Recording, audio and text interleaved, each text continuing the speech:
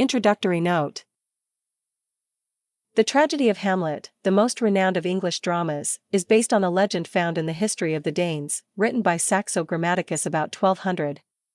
It came to England through the French, and was already on the stage in a version now lost, before Shakespeare took it up. The earliest edition of our play was printed in a corrupt form in 1603, and was written at least as early as 1602. A more correct edition appeared in 1604, and further alterations appeared in the version printed in the first collected edition of Shakespeare's plays in 1623. The author seems to have worked over and revised this tragedy more than any other of his dramas. The main situation of the tragedy goes back to the prose tale. There we have a king murdered by his brother, who had previously seduced and has now married the queen, and the son of the king, aiming at revenge, finally achieving it, and using the device of pretended madness to protect himself in the meantime.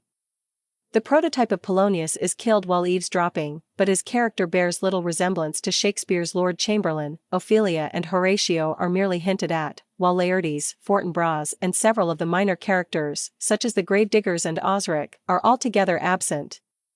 The original Hamlet goes to England without interruption from pirates, witnesses the death of his two companions, returns and kills not only the king, but all his courtiers, goes to England again and marries two wives, one of whom betrays him to his death. Other elements of the tragedy that are probably not due to Shakespeare's invention have been gathered from a study of contemporary tragedies of revenge. How many of such editions were made by Shakespeare, how many by the author of the lost play, cannot be decided.